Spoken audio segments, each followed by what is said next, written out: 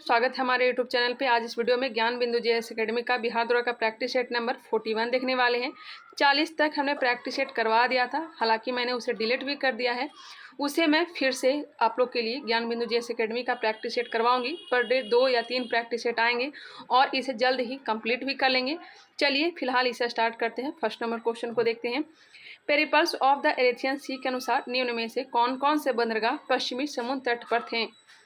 Periplus of the एरेथियन सी पुस्तक की रचना किसने की थी? तो एक अज्ञात व्यक्ति ने की थी। और यहाँ पे क्वेश्चन है, पेरिपल्स ऑफ द एरेथियन सी के अनुसार निम्न में से कौन कौन से बंदरगाह पश्चिमी समुद्री तट पर थे। पश्चिमी समुद्री तट पर कौन कौन सा था, बताइएगा। इसका राइट आंसर क्या हो जाएगा? सोपारा हो जाएगा। उसके बाद बारबैरिकम और मुंजरिस।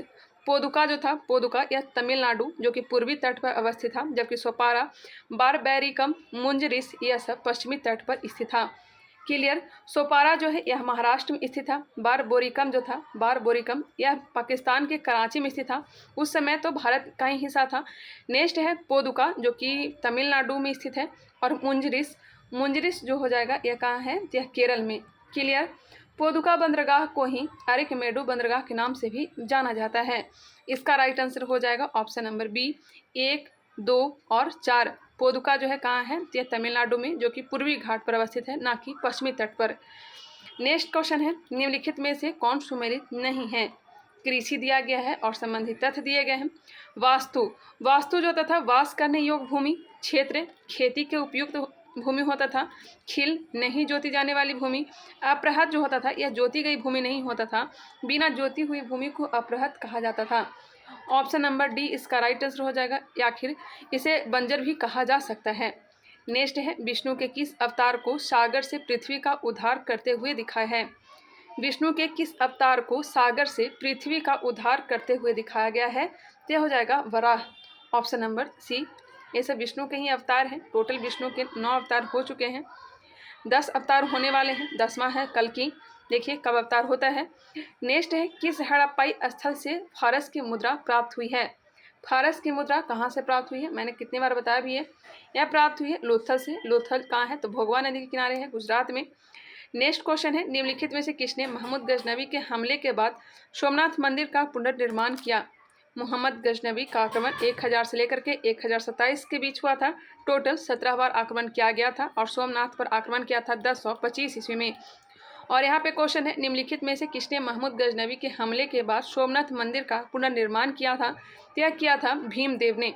भीमदेव ने देश के आज़ादी के बाद पुनर्निर्माण करवाए थे सरदार वल्लभ भाई पटेल, और इसका उद्घाटन डॉक्टर राजेंद्र प्रसाद जो कि भारत के प्रथम राष्ट्रपति थे। नेक्स्ट क्वेश्चन चलते हैं। सूची 1 को सूची 2 के साथ मिलान करिए। पुस्तक दिए गए हैं और उसके लेखक दिए गए हैं। ताजुल मासिर, ताजुल मासिर पुस्तक के लेखक कौन है? तो हसन निजामी हैं। खजाइन उल फतूह, खजाइन उल फतूह के लेखक कौन है? तो यह हो जाएगा अमीर खुसरो, अमीर खुसरो। तारीख ए मुबारक शाही, तारीख ए मुबारक शाही पुस्तक के लेखक अहिया बिन अहमद सरहिंदी। और फतवा ए जहादारी पुस्तक के लेखक जियाउद्दीन वर्नी थे। एक बार फिर से देखिएगा, ताजुल मासिर हसन निजामी, खजाइन उल फतूह यह हो जाएगा अमीर खुसरो, तारीख ए मुबारक शाही इसके लेखक हैं अहिया बिन अहमद सरहिंद, और फतवा ए जहादारी के लेखक हैं जियाउद्दीन वर्नी। इसका राइट आंसर हो जाएगा option number A, option number A इसका राइट आंसर हो जाएगा। बाग ए फिरदौस की स्थापना किसने की? बाग ए फिरदौस की स्थापना किसने की थी? यह स्थापना की थी महमूद बेगड़ा ने। महमूद बेगड़ा, महमूद बेगड़ा कौन थे? तो यह गुजरात के शासक थे। निम्नलिखित युद्धों को कालक्रम अनुसार व्यवस्थित कीजिए। सरनाल का युद्ध, सरनाल का युद्ध, एक करनाल का युद्ध होता है, एक सरनाल का युद्ध। सरनाल का युद्ध हुआ था 1572 ईस्वी में, 1572 ईस्वी में। कन्नौज या बिलग्राम का युद्ध जो कि हुमायूं और शेरशाह सूरी के बीच में हुआ था, यह हुआ था 1540 ईस्वी में, 1540 ईस्वी में। चौसा का युद्ध हुआ था 1539 में। धर्मट का युद्ध, धर्मट का युद्ध हुआ था, यह हुआ था किसके बीच? दारा सिकोह के बीच हुआ था। दारा सिकोह और औरंगजेब के बीच शायद हुआ था, हाँ उसी के बीच हुआ था धर्मट का युद्ध। और इसका जो युद्ध हुआ था यह हुआ था 1658 को, 1658 को यह युद्ध हुआ था। और वही जजाऊ का जो युद्ध हुआ था यह 1707 ईस्वी में, 1707 ईस्वी में। सरनाल का युद्ध 1572, बिलग्राम का युद्ध 1540, धर्मट का युद्ध 1658 और जजाऊ का युद्ध 1707। क्लियर। इसका राइट आंसर हो जाएगा ऑप्शन नंबर ए। इसे आप लोग मिला लीजिएगा। आगे बढ़ते हैं। बाघ सादेब ट्रिक है जो दारा सिकोह और औरंगजेब के बीच में लड़ा गया युद्ध था। टीपू सुल्तान के बारे में किसने कहा था कि वह नई नीति चलाने वाली अशांत आत्मा है? टीपू सुल्तान के बारे में किसने कहा था कि वह नई नीति चलाने वाली अशांत आत्मा है? क्या कहा था थॉमस मुनरो ने। Option number A. Question number 10 देखते हैं। किस अंग्रेज डॉक्टर ने किस अंग्रेज डॉक्टर ने मुगल बादशाह शाहजहां की पुत्री का सफलतापूर्वक इलाज किया था? शाहजहां की पुत्री जहां आरा उसी का इलाज किया था। कौन था वो? यह हो जाएगा ग्रैम्बियल बॉटन ने इलाज किया था। निम्नलिखित में से कौन सा आंदोलन एक गुरिल्ला युद्ध था? कौन सा आंदोलन एक गुरिल्ला युद्ध था? एका आंदोलन जो कि अवध में हुआ था, वर्ली आंदोलन, कुका आंदोलन, तेलंगाना कृषक आंदोलन। इसका राइट आंसर हो जाएगा तेलंगाना कृषक आंदोलन। और तेलंगाना कृषक आंदोलन कब हुआ था? तेलंगाना कृषक आंदोलन यह हुआ था 1946 से 51 के बीच। 1946 से लेकर के 51 के बीच हुआ था। व्यावहारिक वेदांत का प्रतिपादक कौन है? व्यावहारिक वेदांत का प्रतिपादक कौन है? यह हो जाएंगे स्वामी विवेकानंद। इन्होंने रामकृष्ण मिशन की स्थापना की थी 1897 ईस्वी में और 1893 में इन्होंने शिकागो धर्म सम्मेलन में भाग लिया था। आत्मीय सभा की स्थापना 1815 ईस्वी में राजा राम मोहन राय ने किया था। 1828 ईस्वी में ब्रह्म समाज की स्थापना की थी। इन्हीं के प्रयासों से ही 1829 ईस्वी में सती प्रथा पर रोक लगाया गया था लॉर्ड विलियम बेंटिक के द्वारा। संवाद कौमुदी, मिरातुल अखबार इनके प्रमुख पत्रिका है। राजा की उपाधि अकबर द्वितीय के द्वारा दिया गया था। स्वामी दयानंद सरस्वती ने आर्य समाज की स्थापना की थी। कब की थी? तो 1875 ईस्वी में। और याद रखिएगा इन्होंने सबसे पहले हिंदी को राष्ट्रीय भाषा बनाने की बात कही थी और स्वराज शब्द को पहली बार प्रयोग किए थे। स्वराज शब्द को पहली बार प्रयोग किसने किया था? तो स्वामी दयानंद सरस्वती ने। क्लियर। 10 रोजा पत्रिका राष्ट्रीय आंदोलन के दौरान किसने प्रारंभ की थी? 10 रोजा पत्रिका राष्ट्रीय आंदोलन के दौरान किसने प्रारंभ की थी? यह प्रारंभ की थी अब्दुल गफ्फार खाने। Option number B. नेक्स्ट है सुरेंद्रनाथ बनर्जी को किस वर्ष भारतीय सिविल सर्विस से हटाया गया? सुरेंद्रनाथ बनर्जी को किस वर्ष भारतीय सिविल सर्विस से हटाया गया था? कब हटाया गया था? 1874 ईस्वी में। 1874 ईस्वी में। महात्मा गांधी के चंपारण सत्याग्रह का किसने विरोध किया था?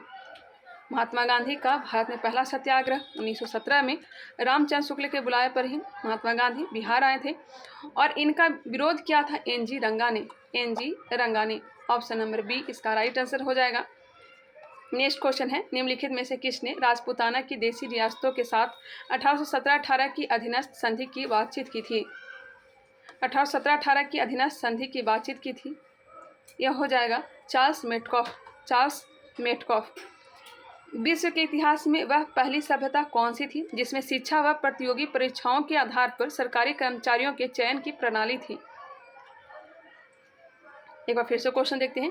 विश्व के इतिहास में वह पहली सभ्यता कौन सी थी जिसमें शिक्षा व प्रतियोगी परीक्षाओं के आधार पर सरकारी कर्मचारियों के चयन की प्रणाली थी? अच्छा, इसका राइट आंसर हो जाएगा चीन में। सबसे पहले वहीं एग्जाम लिया जाता था, प्रतियोगी परीक्षा जो स्टार्ट हुआ था या चीन में ही। इसका राइट आंसर हो जाएगा चीनी। स्टैम्प एक्ट कांग्रेस की जो 13 में से 9 उपनिवेशों के प्रतिनिधियों से मिलकर बना था 1765 ईस्वी में किस स्थान पर बैठक हुई? स्टैम्प एक्ट कांग्रेस की जो 13 में से 9 उपनिवेशों के प्रतिनिधियों से मिलकर बना था 1765 ईस्वी में किस स्थान पर बैठक हुई थी? तो हो जाएगा न्यूयॉर्क शहर में। Option number B. पहले क्वेश्चन को समझना जरूरी है, उसके बाद ही आंसर दे पाएंगे। नेक्स्ट, निम्नलिखित पुस्तकों पर विचार कीजिए। उपरोक्त में से किस पुस्तक के लेखक वॉल्ट डिज्नी हैं? कौन से पुस्तक के लेखक जो हैं वॉल्ट डिज्नी हैं? तो हो जाएगा डोनाल्ड डक, मिक्की माउस और सिली सिफनिज। कौन सा है? तो डोनाल्ड डक है, मिक्की माउस है, सिली सिफनिज है। ऑप्शन नंबर डी इसका राइट आंसर हो जाएगा। चालुक्यकालीन अभिलेखों में किस लिपि का प्रयोग हुआ था? चालुक्यकालीन अभिलेखों में किस लिपि का प्रयोग किया गया था? तेलुगु का, कन्नड़ का या फिर दोनों का या फिर इनमें से कोई नहीं? इसका राइट आंसर हो जाएगा ऑप्शन नंबर सी, तेलुगु और कन्नड़ दोनों का। नेक्स्ट क्वेश्चन है सूर्य, चंद्रमा तथा वे सभी वस्तुएं सूर्य, चंद्रमा तथा वे सभी वस्तुएं जो रात के समय आसमान में चमकती है कहलाती हैं। यह सब क्या कहलाती है? यह कहलाती है खगोलीय पिंड। क्या कहलाती है? खगोलीय पिंड कहलाती है। आगे बढ़ते हैं। नेक्स्ट क्वेश्चन है, टेलीग्राफिक पठार हिस्सा है। टेलीग्राफिक पठार हिस्सा है, यह किसका हिस्सा है? तो उत्तर अटलांटिक कटक का, उत्तर अटलांटिक कटक का हो जाएगा। वह कौन सी सबसे बड़ी धारा है जिसे उसके काले पानी के कारण काली धारा भी कहा जाता है? वह कौन सी सबसे बड़ी धारा है जिसे उसके काले पानी के कारण काली धारा भी कहा जाता है? कौन सी धारा है? तो हो जाएगा क्यूरोसियो धारा, जो कि प्रशांत महासागर की गर्म जलधारा है। गल्फ स्ट्रीम, जो कि अटलांटिक महासागर की गर्म जलधारा है। नेक्स्ट है, विश्व का धान जीन बैंक स्थित है। विश्व का धान जीन बैंक स्थित है, कहाँ स्थित है बताइएगा? चीन में, फिलीपींस में, जापान में या भारत में? यह हो जाएगा धान जीन बैंक फिलीपींस में। नेक्स्ट है, निम्नलिखित में से किस भारतीय राज्य की कोई अंतर्राष्ट्रीय सीमा नहीं है? ऑप्शन को देख लीजिए, कौन सा ऐसा राज्य है जिसका कोई अंतर्राष्ट्रीय सीमा नहीं है? बिहार का तो है ही है, नेपाल से सीमा बनाती है। छत्तीसगढ़, हाँ छत्तीसगढ़ जो है इसका अंतर्राष्ट्रीय सीमा नहीं है। जबकि मेघालय बांग्लादेश से सीमा बनाती है। उत्तराखंड जो है नेपाल से भी सीमा बनाती है, चीन से भी सीमा बनाती है। नेक्स्ट है, हिमालय के हिमनदों के पिघलने की गति। हिमालय के हिमनदों के पिघलने की गति सबसे अधिक है, सबसे अधिक है। निम्नलिखित में से कौन सी नदी सीधे आकर गंगा में मिलती है? कौन सी ऐसी नदी है जो सीधे आकर के गंगा में मिलती है? जैसे कि चंबल हो गया, बेतवा हो गया, केन हो गया, यह सब पहले यमुना में आकर के मिलती है। यमुना फिर जाकर के मुहाना बनाती है गंगा में। तो चंबल, केन, बेतवा, टोंस, ये सब यमुना की सहायक नदी है। और जो सोन जो नदी है, सोन, यह जो है सीधे आकर के गंगा में आकर के मिलती है। आगे बढ़ते हैं। मानसून की उत्पत्ति की व्याख्या निम्न में से किस सिद्धांत के आधार पर नहीं की गई है? नहीं की गई पूछा गया है। जेट स्ट्रीम सिद्धांत, दक्षिणी दोलन, तापीय सिद्धांत, उत्तरी दोलन। इसका राइट आंसर हो जाएगा उत्तरी दोलन के आधार पर नहीं किया गया है। भारत के निम्नलिखित में से कौन से टाइगर रिजर्व बाघ अभ्यारण्य का अपना आधिकारिक शुभंकर मूर सिंह द बारहसिंघा है? मूर सिंह द बारहसिंघा है, किसका शुभंकर है? तो हो जाएगा कान्हा टाइगर रिजर्व।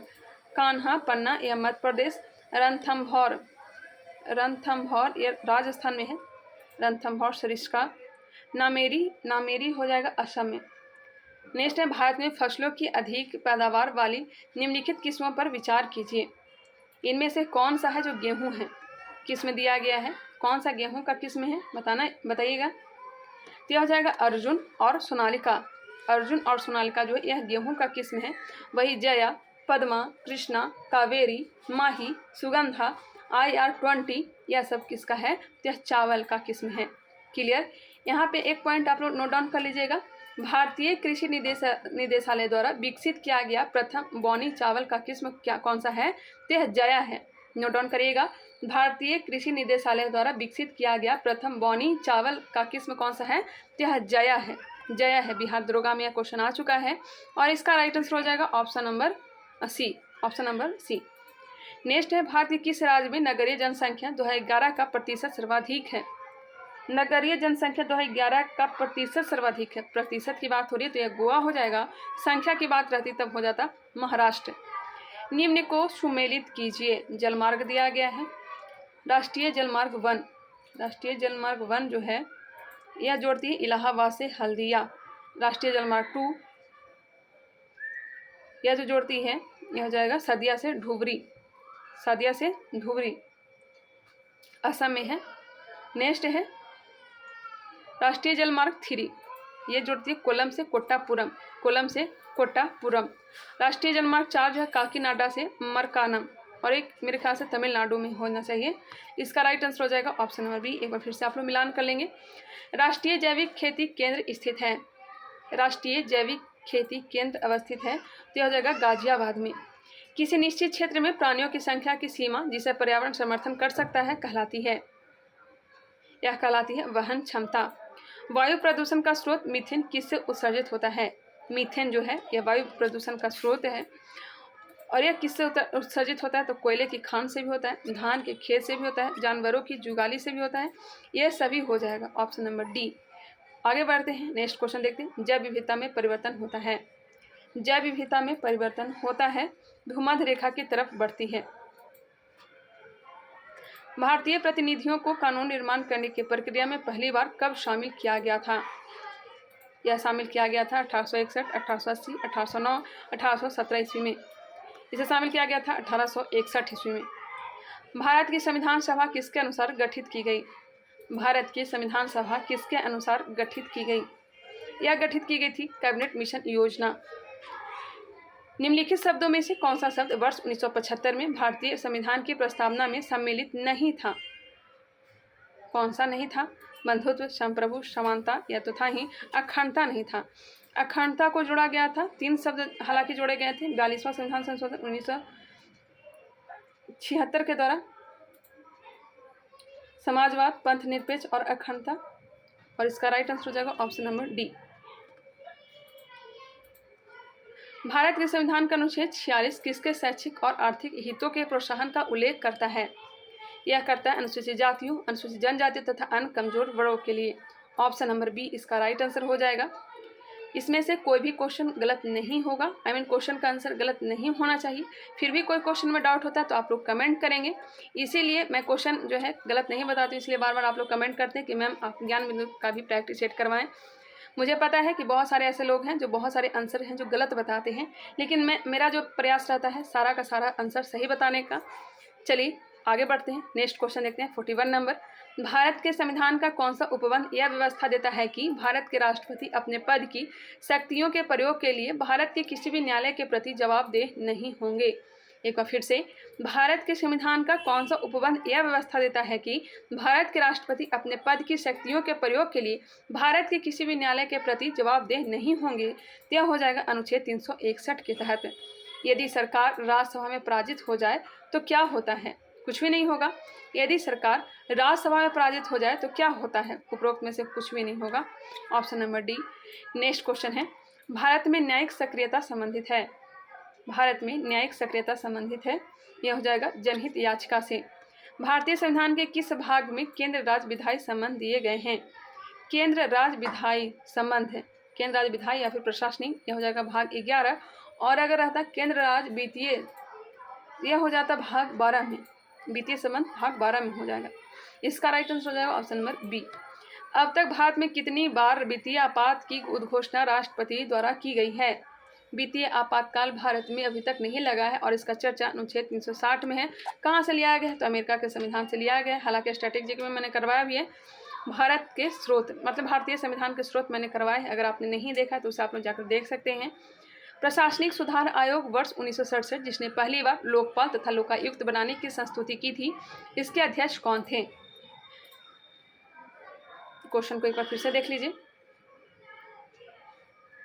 ऑप्शन के अनुसार तो हो जाएगा मोरारजी देसाई, लेकिन इसका राइट आंसर होना चाहिए था के हनुमंतैया, जबकि ऑप्शन में दिया गया नहीं है। ऐसे इसका राइट आंसर हो जाएगा ऑप्शन के अनुसार ए। अल्प विकसित अर्थव्यवस्था की सामान्यता विशेषता होती है। अल्प विकसित अर्थव्यवस्था की सामान्यता विशेषता होती है। कौन सा कूट है जो सही दिया गया है? यह हो जाएगा प्रति व्यक्ति निम्न आय, पूंजी निर्माण की निम्न दर। Option number A. निम्नलिखित में से कौन सा मानवीय विकास सूचकांक का तत्व नहीं है? कौन सा मानवीय विकास सूचकांक का तत्व नहीं है?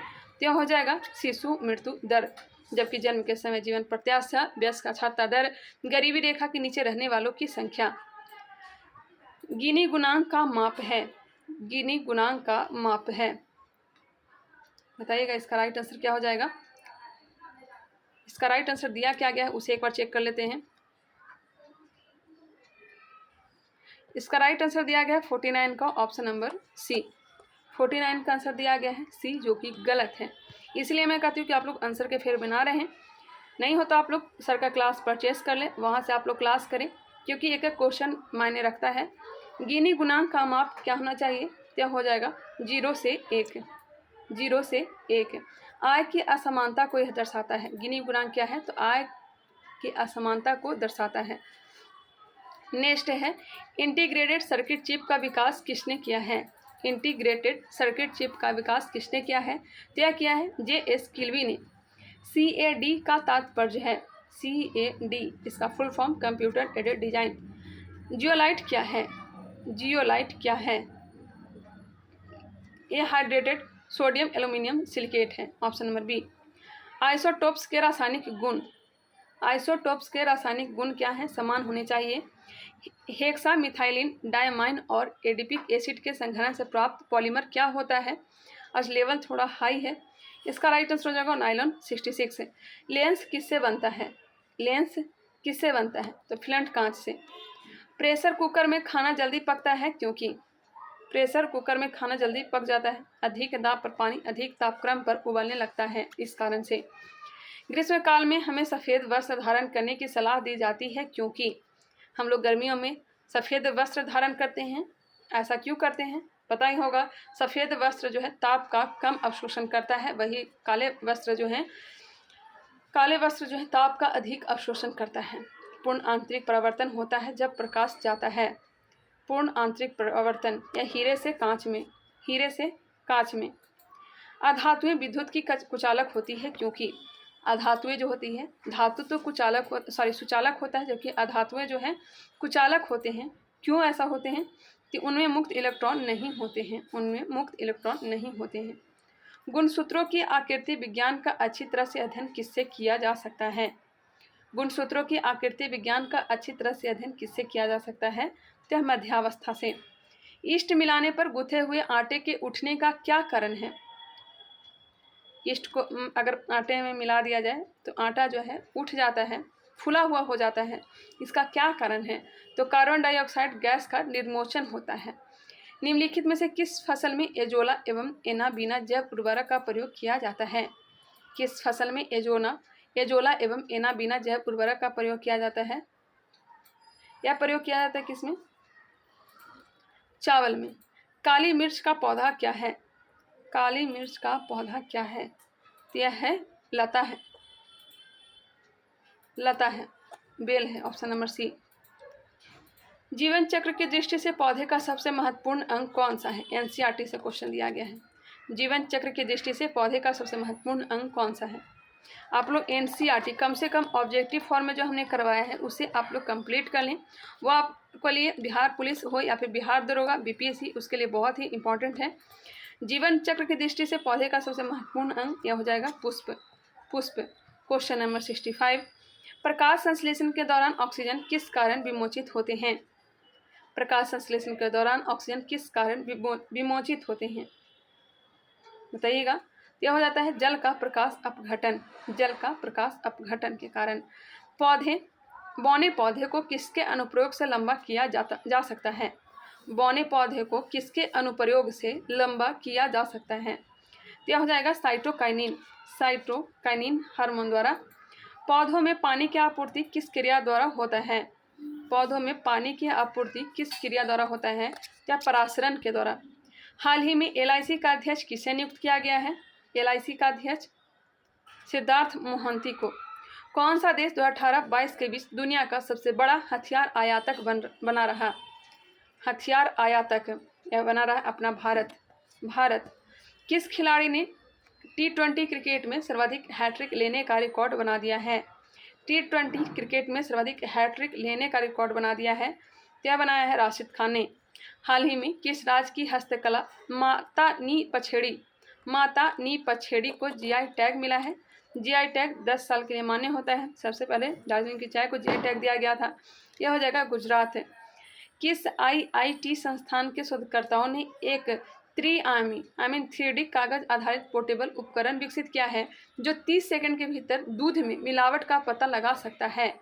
यह खोज किया किसने? तो आईआईटी मद्रास ने। अधिकतर जो कारनामे करते हैं आईआईटी मद्रास के द्वारा ही किया जाता है। अंतर्राष्ट्रीय नर्स दिवस 2023 की थीम क्या है? अंतर्राष्ट्रीय नर्स दिवस मनाया कब जाता है? तो यह मनाया जाता है 12 मई को। और 2023 का थीम पूछा जा रहा है तो इसका थीम था हमारी नर्सें हमारे भविष्य। इंटरनेशनल बायोटेक कॉन्क्लेव का उद्घाटन किस स्थान पर किया गया? इंटरनेशनल बायोटेक कॉन्क्लेव का उद्घाटन किस स्थान पर किया गया है? तो इसका उद्घाटन किया गया इम्फाल में। लंदन में बाफ्टा टेलीविजन पुरस्कार समारोह के दौरान बाफ्टा फेलोशिप किसे प्राप्त होगी? मीरा सयाल को। शिक्षा मंत्रालय के अनुसार किस राज्य की साक्षरता दर सबसे कम है? तो सबसे कम तो अपना बिहार का ही आता है नंबर 1 पे।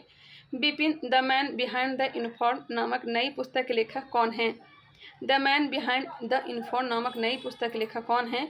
तो इसके जो लेखक हो जाएंगे रचना बिष्ट रावत है। चलने के अधिकार को लागू करने वाला पहला राज्य कौन सा है? चलने के अधिकार को लागू करने वाला पहला राज्य यह हो जाएगा पंजाब। वार्षिक भारतीय श्रीलंका द्विपक्षीय समुद्री अभ्यास लाइनेक्स 2023 का 10वां संस्करण किस स्थान पर शुरू हुआ था? यह शुरू हुआ कोलंबो। क्वेश्चन नंबर 80, पूर्वोत्तर भारत में अपनी तरह का पहला मछली संग्रहालय किस राज्य में बनाया जाएगा? पूर्वोत्तर भारत में अपनी तरह का पहला मछली संग्रहालय किस राज्य में बनाया जाएगा? तो अरुणाचल प्रदेश।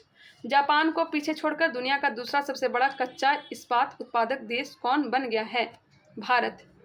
भारत ने किस देश को हराकर वनडे क्रिकेट में सबसे बड़े अंतर 317 रन से हराकर जीतने का रिकॉर्ड दर्ज किया? किसे हराया है? या श्रीलंका को। जैविक विविधता पर संयुक्त राष्ट्र सम्मेलन की 15वीं बैठक का आयोजन किस शहर में किया गया? 15वीं बैठक का आयोजन किस शहर में किया गया है? तो हो जाएगा मॉन्ट्रियल, कनाडा। हाल ही में भारतीय पुस्तकालय कांग्रेस का उद्घाटन कहाँ किया गया? भारतीय पुस्तकालय कांग्रेस का उद्घाटन कहाँ किया गया? केरल में। फरवरी 2023 में I2U2 बिजनेस फोरम का पहला सम्मेलन कहाँ किया गया? I2U2 बिजनेस फोरम का पहला सम्मेलन या अबू धाबी। आर्थिक समीक्षा 2022-23 में वर्णित वर्ल्ड इकोनॉमिक आउटलुक रिपोर्ट किसके द्वारा जारी किया गया है? एक बार फिर से देखते हैं। आर्थिक समीक्षा 2022-23 में वर्णित वर्ल्ड इकोनॉमिक आउटलुक रिपोर्ट किसके द्वारा जारी किया गया? क्या जारी किया गया? IMF के द्वारा। नेक्स्ट है क्वेश्चन नंबर 87, एशिया खेलों में स्वर्ण पदक जीतने वाली पहली भारतीय महिला कौन बनी है? एशियाई खेलों में स्वर्ण पदक जीतने वाली पहली भारतीय महिला कौन थी? कमलजीत सिंधु। बगीचों का शहर किसे कहा जाता है? कपूरथला को। पूर्वोत्तर परिषद अस्तित्व में कब आया? 1972 में। गोल्डन हैंडशेक निम्न में से किससे संबंधित है? गोल्डन हैंडशेक स्वैच्छिक सेवा निवृत्ति लाभ से। NaCl में कौन सा बंध है? NaCl में आयनिक बंध हो जाएगा, आयनिक बंध। Option number A. Question number 92 देखते हैं। न्यूट्रॉन की खोज किसने की थी? न्यूट्रॉन की खोज चैडविक ने। नाभिक की खोज रदरफोर्ड। जबकि प्रोटॉन की खोज किसने की थी? गोल्डस्टीन ने। व्याख्या रदरफोर्ड ने किया था। इलेक्ट्रॉन की खोज थॉमसन ने। वह उपकरण कौन सा है जिससे समुद्रों की गहराई को मापने के लिए ध्वनि तरंग का प्रयोग किया जाता है? ध्वनि तरंग, बिल्कुल इजी क्वेश्चन। सोनार का प्रयोग किया जाता है। मनुष्य के शरीर की वह ग्रंथि जो एंजाइम और हार्मोन दोनों स्रावित करती है, ऐसा कौन सा ग्रंथि है जो एंजाइम भी और हार्मोन भी दोनों स्रावित करती है? यह हो जाएगा अग्नाशय या फिर पाचक ग्रंथि। मोतियाबिंद के इलाज के लिए किस दवा का प्रयोग किया जाता है? मोतियाबिंद के इलाज के लिए किस दवा का प्रयोग किया जाता है? क्या किया जाता है? लेटनोप्रोस्ट का। Option number C. चलिए अब यहाँ से तो मैथ मैं आंसर टिक कर देती हूँ, आप लोग मिला लीजिएगा। 96 का हो जाएगा option number B. 97 option number C. Video को पॉज करके अपना मैथ सॉल्व करिएगा। 98 का ऑप्शन नंबर ए। 99 और इसका राइट आंसर हो जाएगा रीजनिंग है, ऑप्शन नंबर सी। और लास्ट क्वेश्चन और इसका राइट आंसर हो जाएगा ऑप्शन नंबर ए हो जाएगा। 100 क्वेश्चन हमने कंप्लीट कर लिया। आई होप यह वीडियो पसंद आया होगा। 40 जो प्रैक्टिस सेट जो हमने डिलीट कर दिया है उसे भी मैं 1-2 कर करके डेली पर डे 1-2 प्रैक्टिस ला करके उसे भी कंप्लीट कर लेंगे। चलिए मिलते हैं नेक्स्ट वीडियो में, तब तक के लिए धन्यवाद।